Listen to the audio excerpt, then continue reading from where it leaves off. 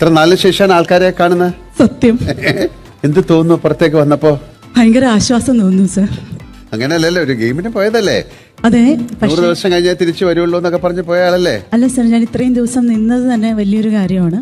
കാരണം അവിടെ വന്നിട്ടുള്ള ഓരോ കണ്ടസ്റ്റന്റും ഗെയിം എന്താണെന്നും അല്ലെങ്കിൽ ഗെയിമിൽ എങ്ങനെ ആയിരിക്കണമെന്നും ഫുൾ പ്ലാനിങ് ആയിട്ട് വന്ന ആളുകളാണ്. അപ്പോൾ അത്രയും വാശിയേറിയ ഒരു മത്സരത്തിൽ ഇത്രയും ദിവസം നിന്നത് തന്നെ വലിയൊരു സന്തോഷമായിട്ടാണ് ഞാൻ കാണുന്നത്.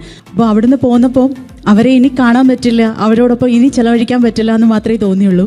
നമ്മൾ പറഞ്ഞത് ഭയങ്കര സൈക്കോളജിസ്റ്റ് ആണ്, അങ്ങനത്തെ ഉള്ള ഒരു എന്തെങ്കിലും അത്തരം പഠിച്ച കാര്യങ്ങൾ അവിടെ ഉപയോഗിക്കാൻ സാധിച്ചോ? അല്ല സർ, സത്യത്തിൽ ഞാൻ സൈക്കോളജിസ്റ്റ് ആണെന്നുള്ളത് ഞാൻ തന്നെ മറന്നുപോയി.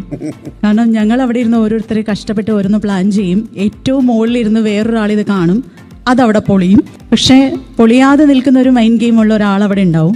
ആ ഗെയിമർ എന്തായാലും വിജയിക്കും. വളരെ ഏറ്റവും നന്നായിട്ട് ഒരുപാട് നല്ല പെർഫോമൻസുകൾ കാഴ്ചവെക്കാൻ ശ്രീരേഖയ്ക്ക് സാധിച്ചു. എന്താണ് പ്രേക്ഷകരോട് പറയാനുള്ളത്?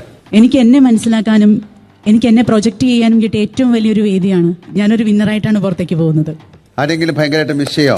ഞാൻ ഉറപ്പായിട്ട് ആ വീട് മിസ് ചെയ്യും, എൻ്റെ അടുക്കളയിലെ ക്യാമറ മിസ് ചെയ്യും, പിന്നെ അവിടെയുള്ള ഓരോ മെമ്പേഴ്സിനെ മിസ് ചെയ്യും സർ. കാരണം സാർ ഒരിക്കൽ പറഞ്ഞിരുന്നു ഫ്രണ്ട്ഷിപ്പ് ഉണ്ടോ എന്ന്. അന്ന് ഞാൻ പറഞ്ഞു എനിക്ക് ഹൈ ബൈ റിലേഷനേ ഉള്ളൂ എന്ന്.